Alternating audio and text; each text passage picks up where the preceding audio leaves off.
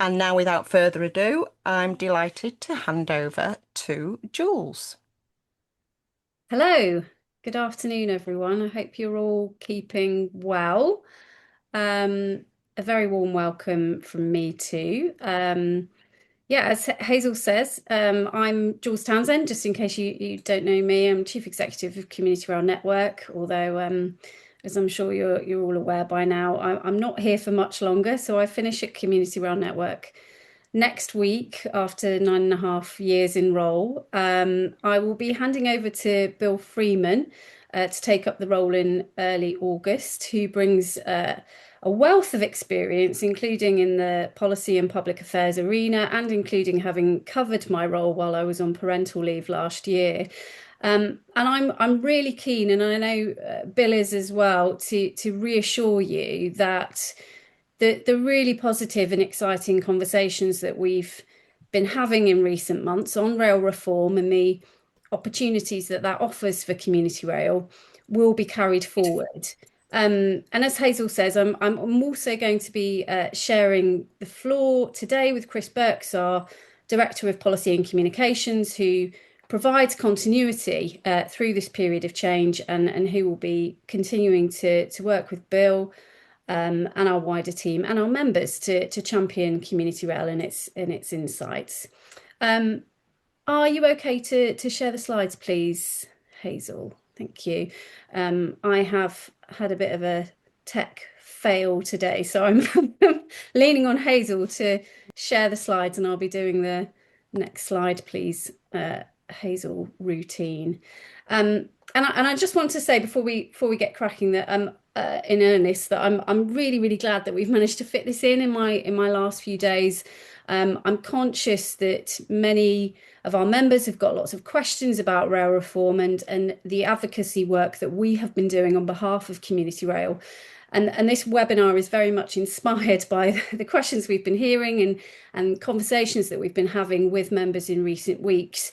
And we've built in a good amount of time today for Q&A and discussion because we are keen to hear more from you and to make this a proper conversation. I was going to say next slide, please, Hazel. We're already there. What have we been up to in this space? In the months after I returned from parental leave, which was last September, things really did start to ramp up in relation to rail reform and the creation of Great British Railways. And since the start of 2026, we've been really very busy indeed getting ourselves and community rail into the strongest possible position. And we have been including updates in our regular bulletin, but it has quite frankly been hard to keep members fully up to speed with all of the conversations that we've been having on rail reform, simply because it's been so fluid. We have been flying by the seat of our pants, to put it that way, and trying to seize every opportunity available to us, and we've been very proactive in making sure that we've got a seat at the table. But it has felt at times like we've been vying for position and having lots of similar conversations with lots of different partners and individuals. And I suppose in a way it's inevitable, really, with a huge endeavour like rail reform, that it's going to be messy in the early stages, especially given that a key part of the point of rail reform is to bring disparate parties and agendas together and create coherence where there was fragmentation. But I like to think that we've been bold in our approach, and we have been bringing community rail more and more to the fore of people's thinking. And we've found that the doors really are open. People are very interested in what we have to say. I found invariably actually that people have been really receptive. And I think the dust is starting to settle now. We are starting to become clearer about exactly when and where and with whom we can create the influence that we want. So we will ensure, Bill and Chris and the wider team will ensure that following this webinar, Community Rail Network will be keeping the communication going. And I hope you will be starting to feel a bit more in touch and involved over the remainder of this really important period of change. Next slide, please, Hazel.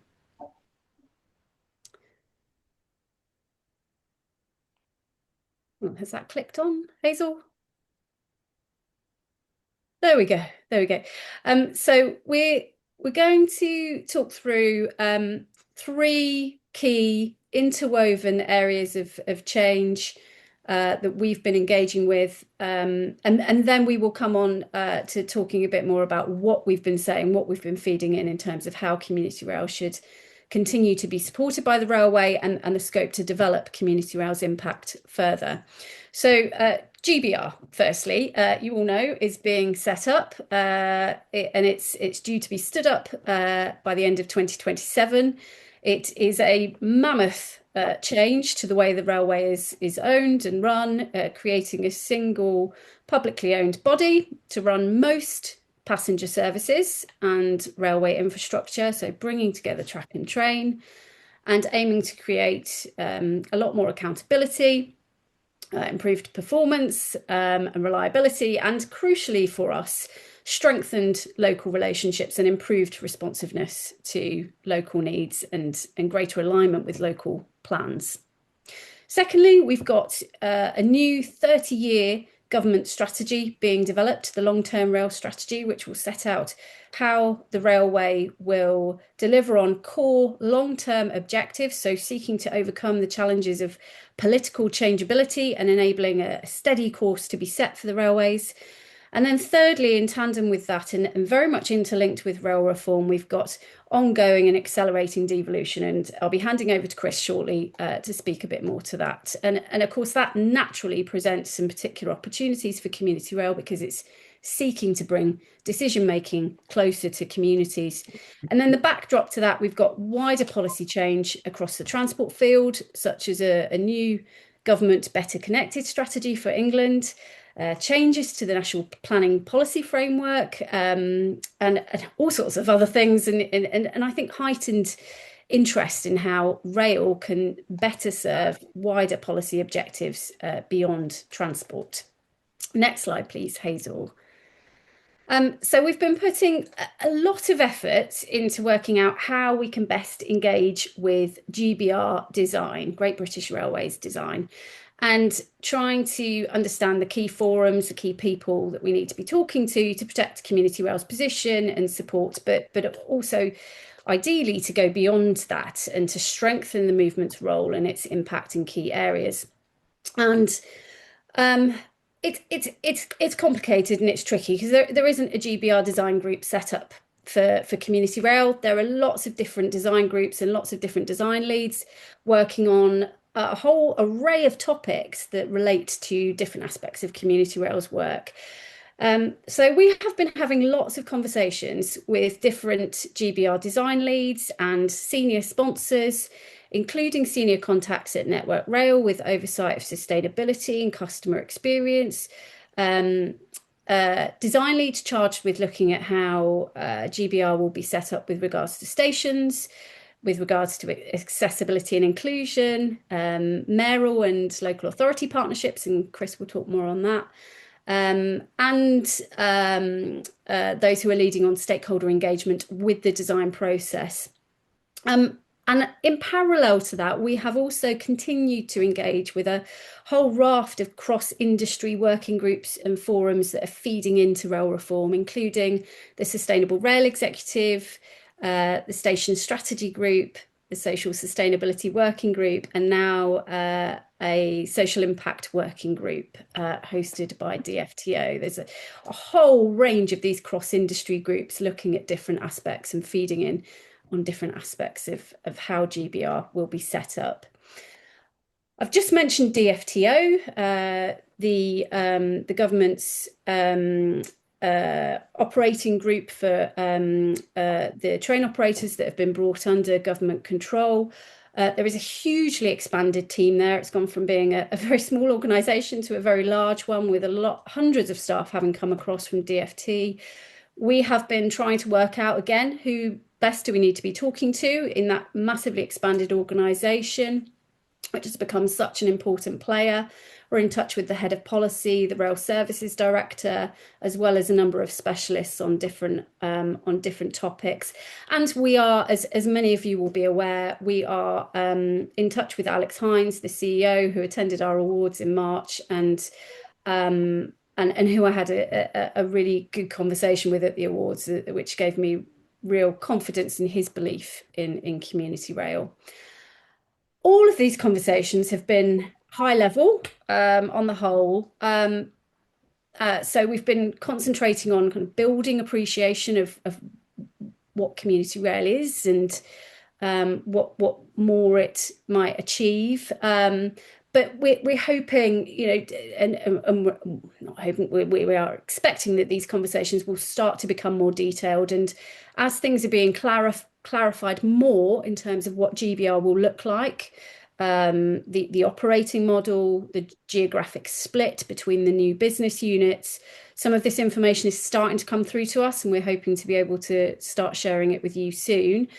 And as the weeks and months go by, we are going to inevitably start getting into more detail in terms of how the new GBR business units exactly will interact with community rail, but we haven't got into that level of detail yet. We will carry on nurturing those relationships with DFTO, and we are also really appreciative of the importance of the train operator, managing directors, and senior leaders as the GBR business units start to take shape. And we've had some really good engagement at senior level across some of the train operators in recent months, and that will continue. We think their views and their appreciation of community rail is going to be really, really critical. Next slide, please, Hazel. So we are also, as I've said, we really strongly believe that community rail, it needs to be embedded in the approach of GBR, but it also needs strong and positive recognition of its role at a strategic, overarching level, with the government making clear to GBR its key expectations with regards to involving communities and involving community rail specifically. So we have also been discussing with DFT colleagues working on the long-term rail strategy, how community rail can feed in to the development of the LTRS, aiming to secure that recognition for community rail, but also feeding into we hope a broad commitment to the railways working with communities as partners and taking an engaging and empowering approach and being able to draw on local insight. And our understanding is that the long-term rail strategy will seek to define the whole purpose of the railways, which is really exciting, I think, in terms of giving us scope within community rail to shape that concept based on our experiences. And we see all the time, you see in your day-to-day work, the difference that rail can make to people's lives and our local places. So I think we've got something really, really quite unique and powerful to contribute to this concept of rail that's being defined through the LTRS. And obviously the purpose of rail should then flow through everything that GBR does. And we've been told that GBR will be working on a long-term rail plan eventually to act as a response to the government's strategy. So we don't expect the long-term rail strategy to be finalised until sometime between spring and autumn 2027. But work towards it is getting underway soon. And we've been told there's a discussion paper coming out this summer. And I think it's safe to say that we've successfully made a case for community rail being able to play an active role in feeding in at this strategic level. We've been talking about the way that community rail experience can also show the railway's potential to serve diverse policy objectives across government departments better, from empowering young people to bolstering visitor economies. So we're hoping that there's going to be some active engagement, not just with Community Rail Network, but with our members in the development of the strategy over the coming months, and possibly we hope some interesting discussions and maybe some visits from policymakers from different government departments wanting to find out a bit more about what Community Rail does. We'll hopefully, our colleagues will be firming up how Community Rail can engage in the strategy's development in a bit more detail in the coming weeks and months. And we will, of course, keep you informed about those opportunities to get involved and share your views and experiences directly. And I would just, as a quick note, also say that we are also mindful that down the line, and our main contacts at DFT are aware of this too, the DFT's community rail development strategy will also need reviewing in light of the huge changes to the railway.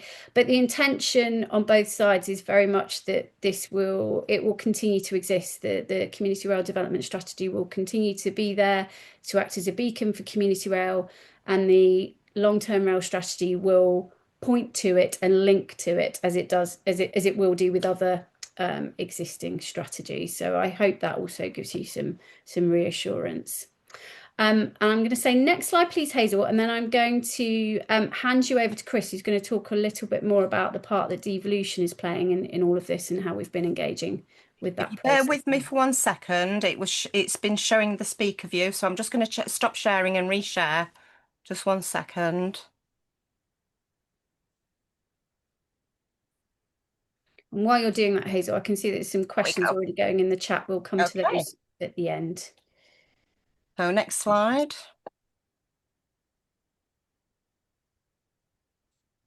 Have we moved on? We have. There we go. Yay. There's Mr. Burnham. There's definitely 3 people in that picture who are very busy today, and one that's probably busier than 2 of the others. But we'll obviously come to our mayoral relationship soon. Thank you, Jools. This is my first one of these. I'll best introduce myself. My name's Chris. I'm Chris Burks. I'm the Director of Policy and Communications at Community Rail Network. Month 3. So it's lovely to see you all on this call, and thank you for giving up a bit of late lunchtime to find out more about the work that we're doing. Obviously, my job title implies the work that we're up to right now, my priorities of policy and communications.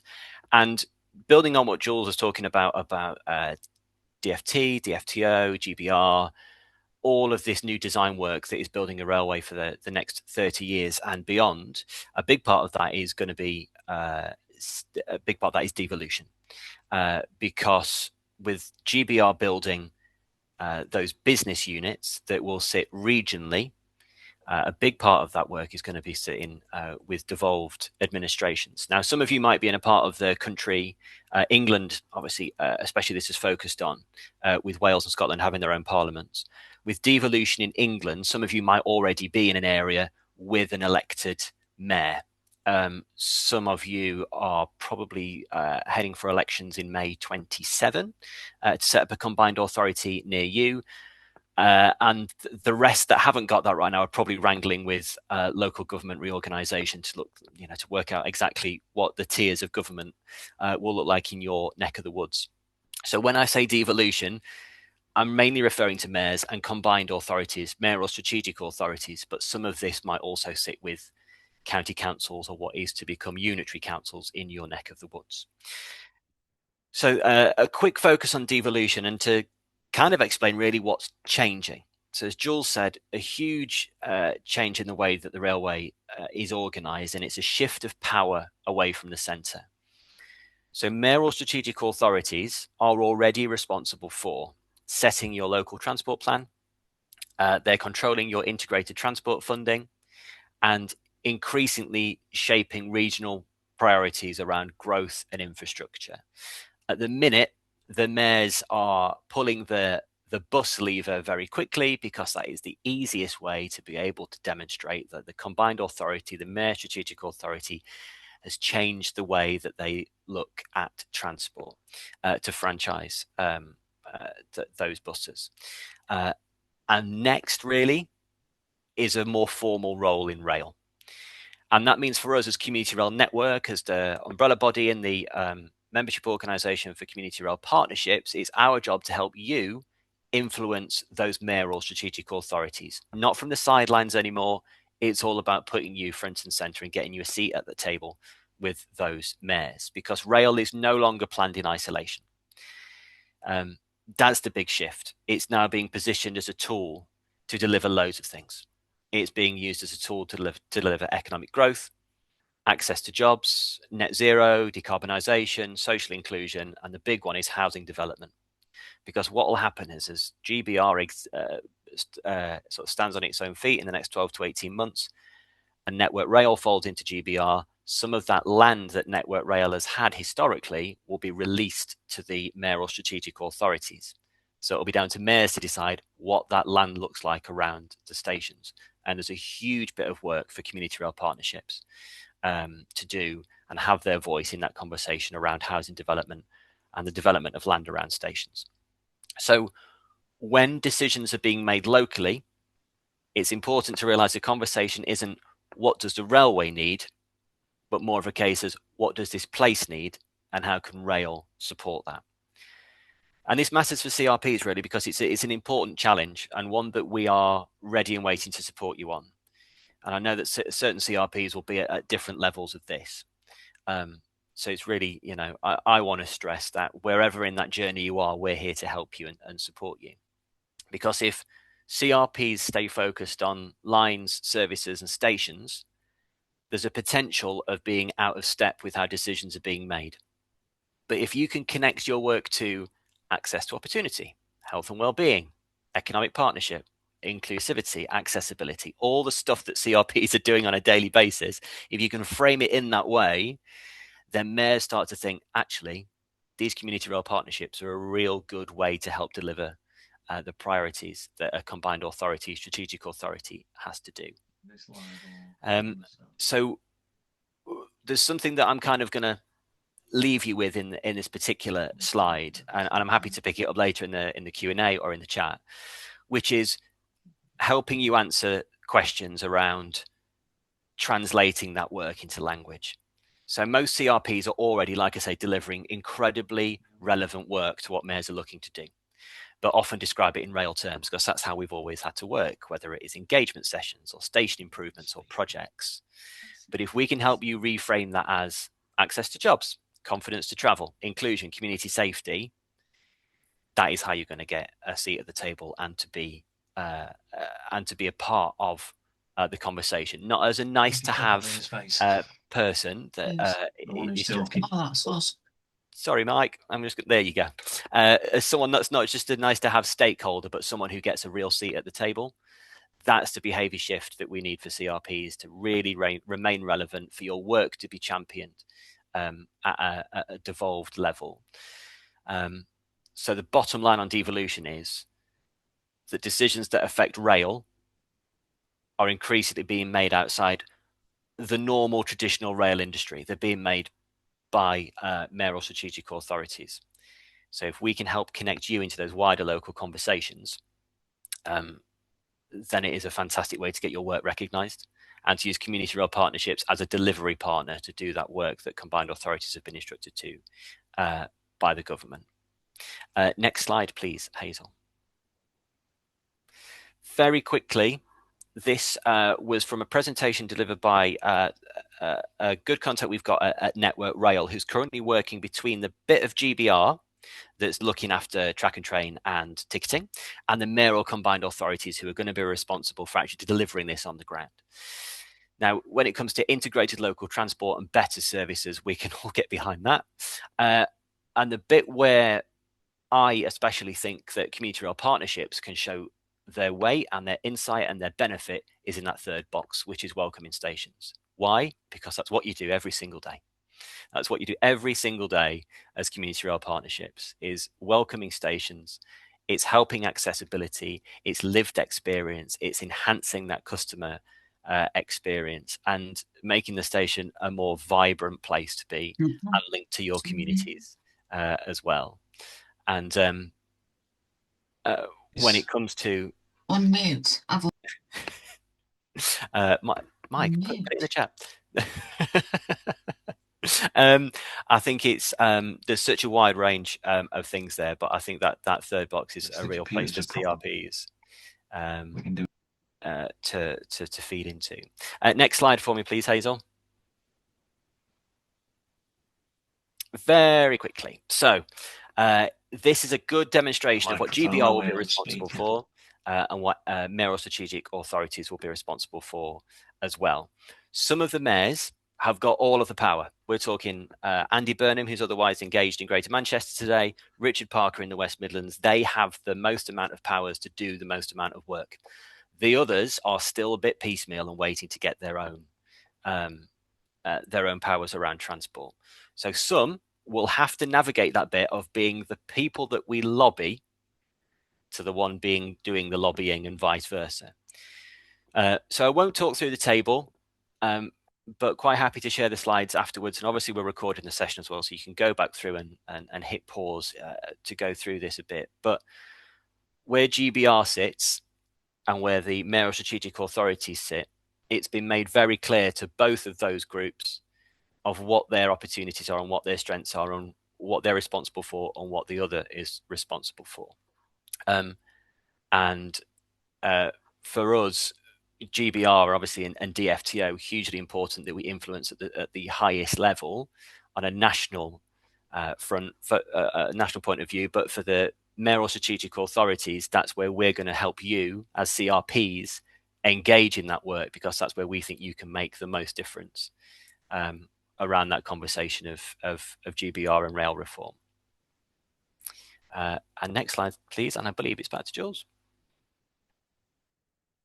Thank you, Chris, for that really helpful overview. And I hope that gives you a sense of the efforts we've been making to engage with and influence rail reform and devolution together, and the opportunities we've identified. But I am conscious that I think members really want a better idea as well of what we've been feeding into these conversations and some of the recommendations that we've been starting to make. And as I've stressed already, most of the conversations that we've had so far have been high level.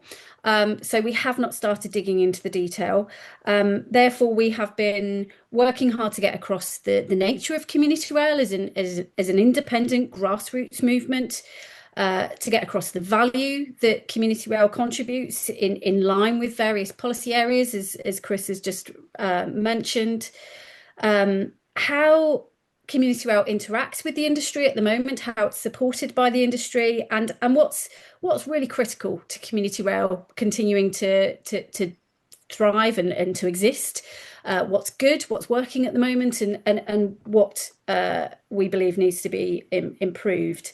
Many of you will have seen that we put out a policy paper a few months ago, summing up our core asks in terms of community rail's position, its interaction with industry, and the support that it gets from the railways. And that paper was designed to support conversations. It included a suite of core asks in terms of enabling community rail to continue to thrive, setting out what it needs in terms of a clear and consistent funding approach, which seeks to enable and empower community rail partnerships and station groups to support the further growth of community rail and in particular to enable an increase in impact. We have been absolutely explicit within all of that community rail partnerships need reliable core funding to support staffing, and that is essential to the CRP model. We have argued, and I've seen there's a question about this in the chat already, very clearly we've got across the point that multi-year funding settlements are hugely beneficial, and we believe that there might be scope to move towards that sooner rather than later. We have also been clear about the importance of biddable project funding, both for CRPs and for station groups. And we've suggested that building into the approach with project funding mechanisms to enable multi-year projects and continuation of existing successful work is important too. And wrapped around all of that, we need clear and accessible and proportionate processes, and we need the collaboration, the interaction, clear points of contact, clear responsibility within GBR is really important. So we've said, within each GBR business unit, there needs to be a clear route in for community rail, as there is at the moment within train operators. And the right attitude towards community rail, the right respect, and the ability for you to work together with your industry partners is really important. And again, people have been very receptive and responsive to that. We've been getting lots of reassurances that support for community rail will continue. The question is how the transition will work, and that is very much still up for grabs. Next slide, please, Hazel. And across all of our conversations, so advocating for strong support for community rail has been absolutely at the forefront, but we have gone further than that in all of the conversations that we've been having. We've been highlighting the opportunities for community rail to further enhance its role in relation to key policy areas. Top of our list is strengthening community rail's ability to feed in community insights and voices. We've had, as a pillar of the DfT's community rail development strategy, providing a voice for local communities for many years now, and I think that's really important and right. However, I feel like it's still a key area of development within community rail. There are lots of fantastic initiatives that produce a lot of valuable local insights, but often there aren't the routes within the railway to feed those insights in to decision making at different levels, and we think rail reform is absolutely a key opportunity to address that. That underpins and supports some of these other areas of development as well. Excuse me. So in particular, community rail's ability to improve the accessibility and the inclusivity of the railways rests on community rail's ability to draw on local views, local ideas, and diverse lived experience. We have been arguing that there's some amazing work now going on across the community rail world to break down travel barriers and engage marginalised groups and engage children and young people. We need all of that to continue, but we think that community rail's role could be more clearly recognised and defined, and community rail's unique role, I should say, in this space. We've continued to push as well the idea that community rail could play a stronger and again more clearly defined role in helping to integrate rail with other sustainable modes of transport. I think there's some this is a really ripe area, a really rich seam when it comes to making the links with what a lot of the mayors and the combined authorities are seeking to do in creating integrated sustainable transport networks. And again, I think there's something quite special that community rail can do to understand hyper-local needs and develop locally led solutions around integrated travel and helping to shift journeys, particularly for leisure and tourism purposes, onto rail. Lastly, we've kept on banging the community stations drum. Many of you will be pleased to hear. Again, it's an area of work where there's been so much success, so much achieved in community rail, but it's often really hard. So a lot of the common barriers and challenges that we see with community stations projects to return disused station buildings to community use. Rail reform should enable us to make all of that much simpler and really smooth the way for more of these projects to come through to fruition. So we've been really pushing that point as well.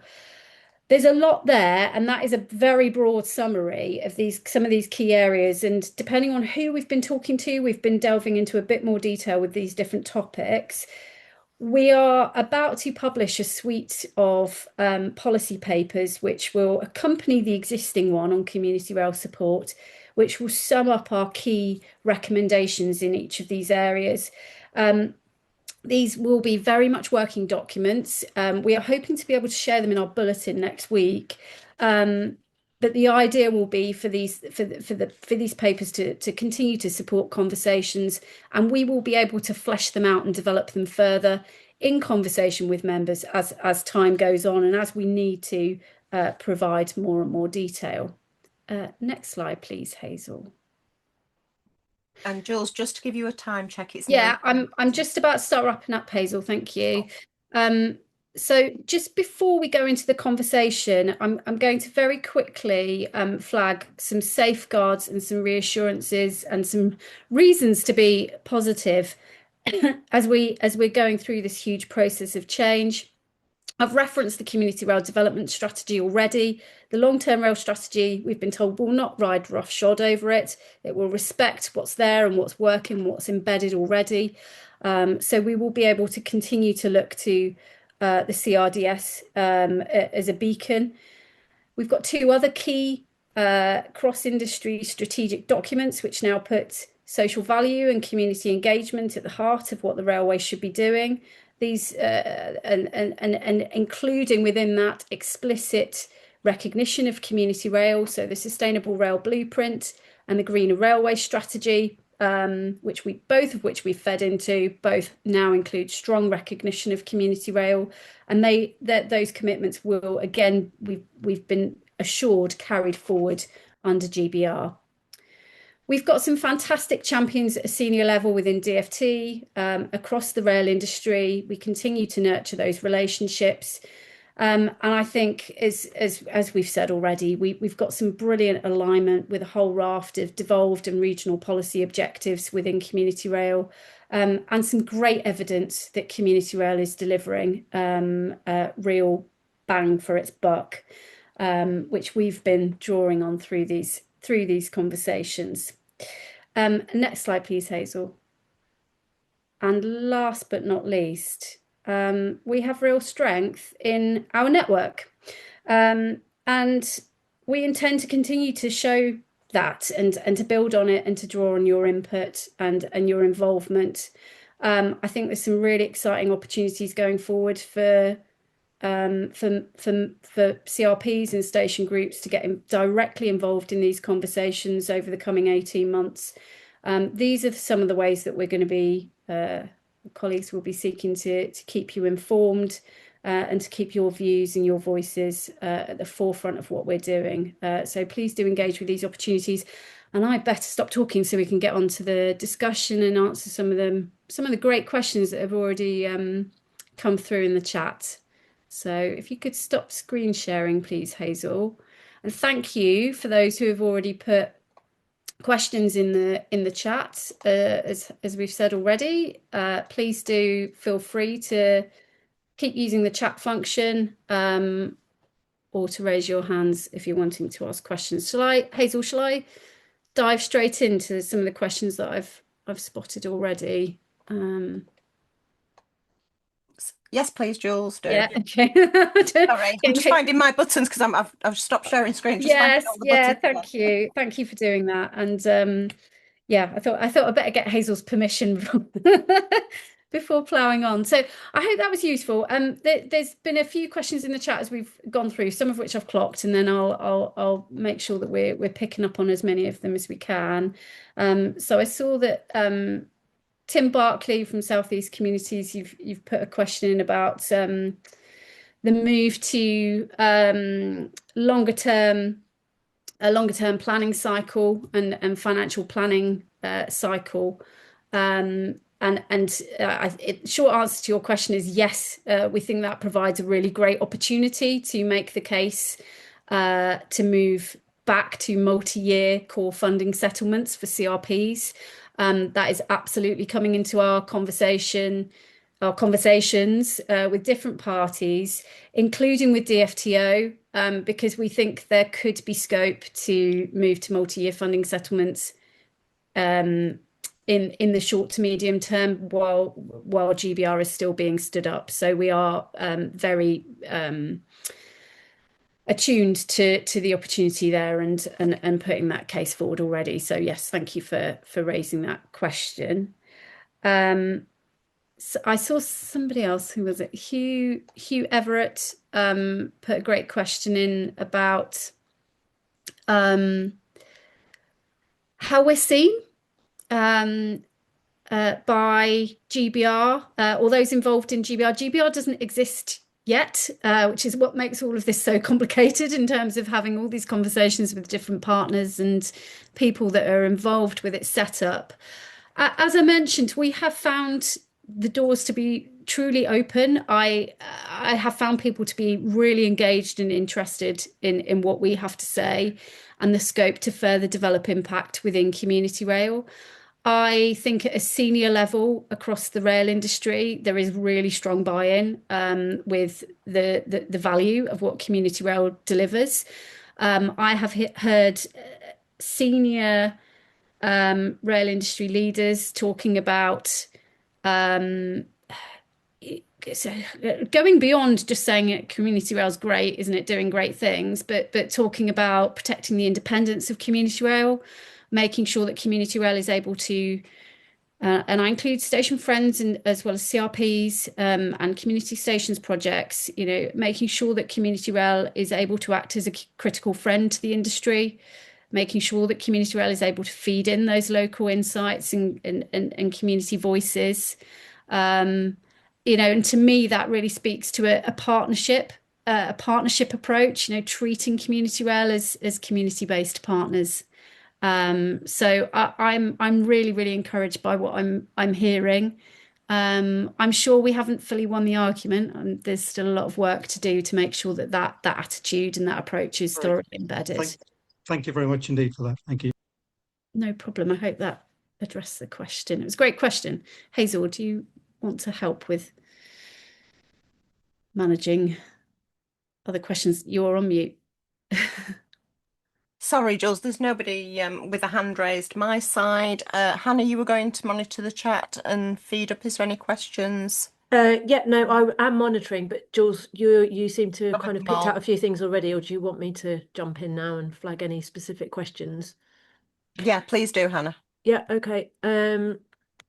So there are quite a few people who've made comments and observations about conversations they're having already, engagement with mayoral authorities and so on. So that was Peter Black, Friends of Marple and Rose Hill, and Felicity at Bishop Line. There was a question from John Cole saying, is anyone or an individual CRP working with GLA and Mayor of London? Good question.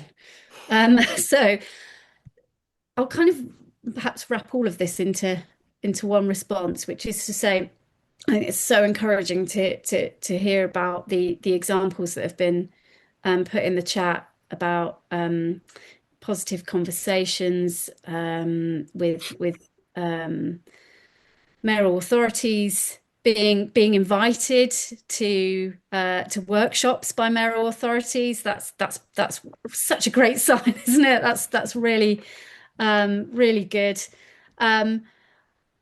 Please do let us know if you're being involved in these kinds of strategic level conversations, or if you've got a good route in, or a good news story of having some kind of positive contact, or even less than positive contact, I suppose. It's still useful for us to hear about. It means that we can be, a bit more in touch with the contact and the conversations that are going on out there. It enables us to leverage off some of the work that you're doing at a local level, at a broader level, if that makes sense. So knowing that you've had a visit from somebody within a mayoral authority or a combined authority might just give us a bit of a hook for developing that link at a broader, more strategic level, if that makes sense. So it's just really helpful for us to know what's going on. So please do feed in these examples to Chris and colleagues in the comms and policy team. And the particular question about London, we've always found it really tricky developing a relationship with Transport for London, but we're having another try at the moment, shall I say. And if anyone's got any, again, examples, ideas, contacts, please feed them through to us because it could be of use. Chris, do you want to add in? I can't even see you on my screen. I'm still here somewhere. There you are. Do you want to add into that point at all? I think it's exactly what you say, Jules. I think for us, we are able to, as the organisation, as the membership organisation, as the umbrella body, we're able to open certain doors. But a lot of the times it's through relationships that already exist or the relationships that have been built over years. So if anybody has those relationships, like Jules, said, if you've got great contacts with mayoral combined authorities, please do let us know because we can, we'd like to build on those. But with the Mayor of London and TfL, and obviously it's a completely different beast to how an awful lot of mayoral combined authorities work and the roles and responsibilities they have with regards to devolution and transport powers. Very similar, TfL with Merseyrail, with Transport for Wales, and up in Scotland as well. It operates very differently to it does in the English region. So we will continue to engage and we'll keep knocking on that door. And hopefully with First Group now taking over the overground, Paul, who's on the call, has had some really positive first conversations there as well. Excuse upon. So hopefully that will open the door for greater engagement in London. And I'm just going to add in that many of you will have heard me say this before. We would never ever dream of coming in between you and the contacts that you've built up. We're not trying to muscle in on those relationships that you're developing and nurturing. We're trying to kind of think, firstly, how can we support you in the engagement that you're doing locally? But secondly, how can we build on your links to broaden out the benefits and potentially to involve more community rail partnerships and station groups across that patch, or to make other connections with other policy goals. So we'd always be really, really mindful of not treading on your toes and getting in the way, if that makes sense. And I can see we've got two hands up now. There are two hands that have raised since. There were still some questions in the chat. So shall I just finish running through those? The next two might... The next question, actually, Hannah. Yeah, this might be the question, Mark. Shall we bring you in and you can ask it if it's about your launch of Cheshire and Warrington? Go ahead. Yeah, thanks very much, Jules. As my chat said, as luck would have it, as soon as next week, I'm going to a conference which is launching the new Cheshire and Warrington Combined Authority. So there is an interim chief executive and an interim transport director. I guess they're called interim until such time as the CA is formally established. So the question really is, what leading questions should I be asking? Oh, I can do that. Yeah, great question. And I'm sure, Mark, you can think of some yourself, but I think it's a great question to pose. Like, what are we, what's our challenge? What's our offer really to these new combined authorities, these new entities that are being set up? I mean, I think in some cases, and it depends. It depends what's there already in terms of understanding and appreciation of community rail, but a lot of the time I think we're just trying to set out what our offer is. That's something we've been very mindful of through a lot of the rail reform conversations, just trying to get across what a huge amount community rail contributes already and what asking, how we can work together to do more in the future. So it's a very broad question. But I would perhaps focus in on the local insight point. How does the combined authority, expect to, how are they intending to get to grips with what local communities want and need from their transport networks and their railways specifically?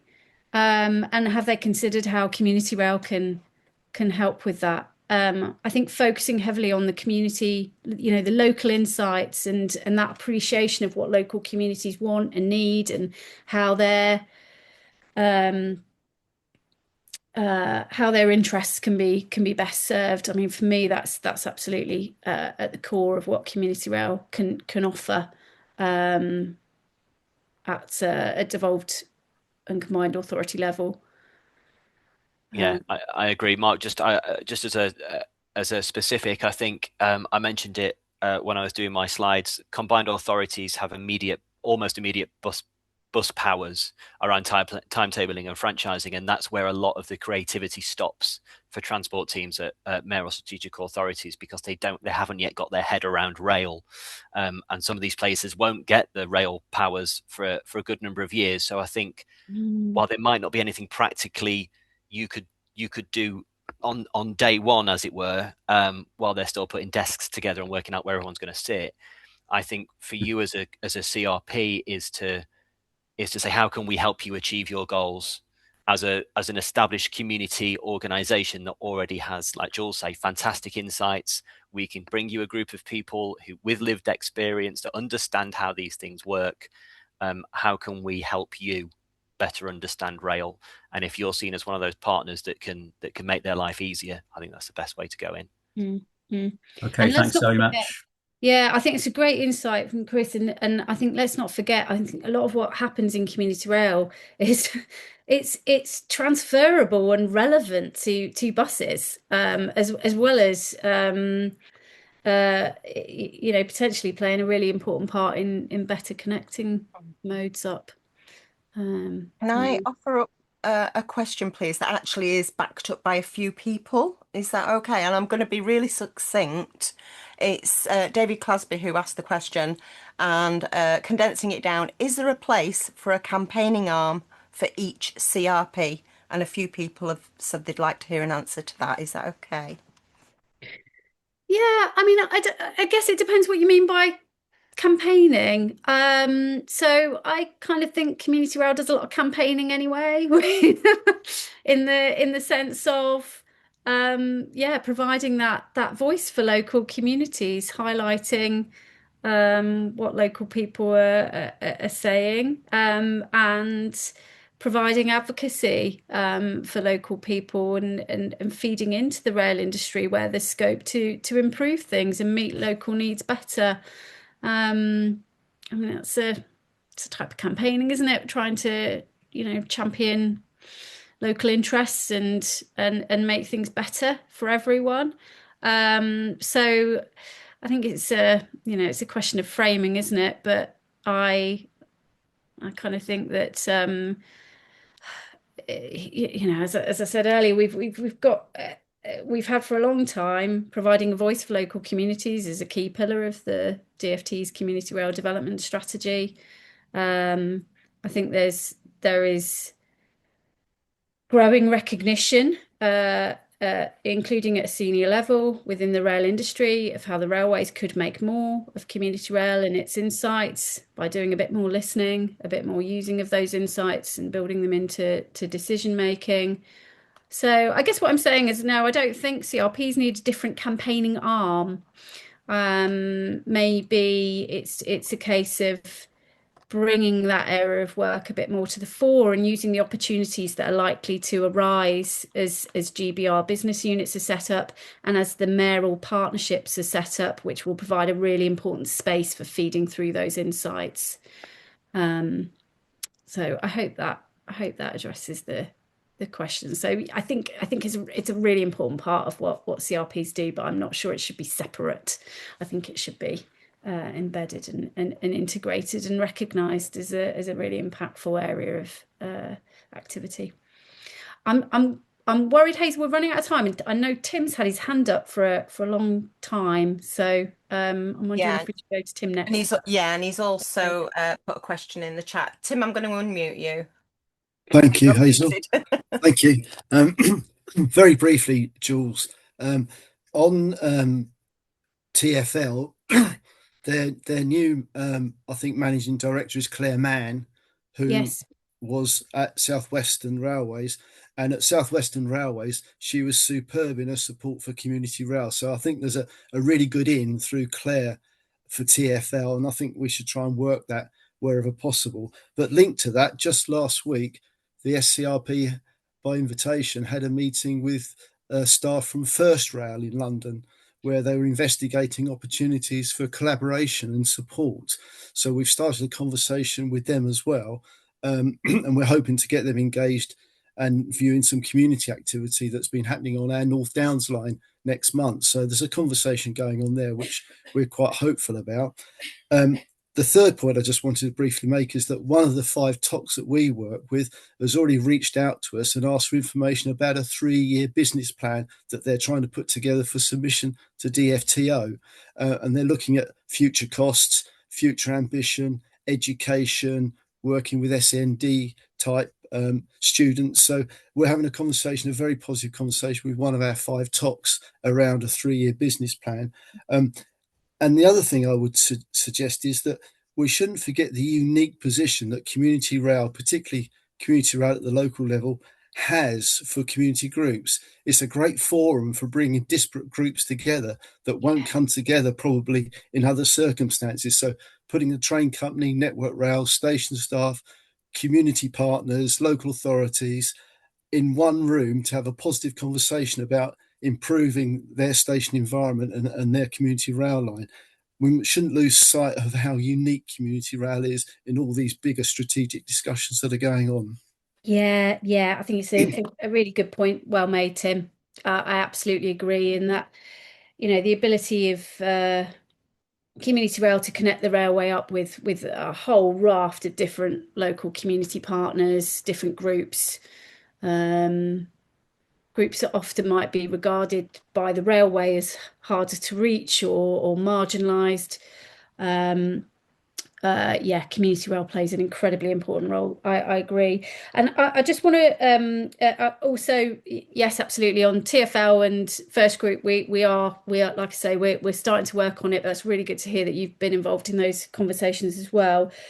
Your point around the 3-year business planning, it just made me think that although I touched on earlier the advocacy that we're doing around moving back to multi-year funding settlements, we're working hard on that, but there is a really important point there around CRPs getting ready. If we are going to start getting multi-year funding, we've got to start planning much further ahead, actually. And so there's something about CRPs starting to have a longer time horizon and thinking further ahead and being able to justify a multi-year funding settlement in terms of being able to demonstrate, what they would be delivering over a longer time period. So I think we've all got some adjustments to make in our thinking and our ways of working. I'm conscious we're at the 3 o'clock mark. I feel like we could have kept that conversation going. I think we definitely could. And there's quite a few questions in the chat, but we can save those and we can feed them up to you and Chris, perhaps, if that's helpful. Absolutely. And, I'm still new and I'd love to get to help as many people as possible through GBR rail reform, making your voice heard in your local combined authority or with your local authority. Go to the website, go to communityrail.org.uk, go to our team. My email's in there. I'd especially like to pick up with David from Stamford Station about the work, around MSAs and keeping those stations going. And also from Alistair as well, from Lymington, about ensuring your CRP is up to speed and engage with relevant groups, including mayoral strategic authorities. And very quickly, Rebecca, about a session at conference about GBR and rail reform, we're already on it. So I'm really hoping that will be a useful session for those at conference this year. But anything else, please do feel free to pick up after. Can I suggest everyone just has a look out for our bulletin next week? So we'll pick up on some of these points in the bulletin next week. Apologies, we're overrunning slightly. I did just want to take 1 minute, if you might indulge me, to say farewell. It's been lovely working with you all. It's been an absolute privilege being at the helm of Community Rail Network, and I'm very sad to be saying goodbye, but onwards and upwards for Community Rail, without a doubt. Exciting times, and what a wonderful conversation to end on. So all the best to all of you. I hope our paths might cross again, and yeah, thank you so much for joining this session. Keep an eye on our bulletin next week for some follow-up. Bye everyone. Thank you very much. Thanks, Jools. Thank you. Good Bye. luck. Thanks, Jules and Chris. Thanks, everyone.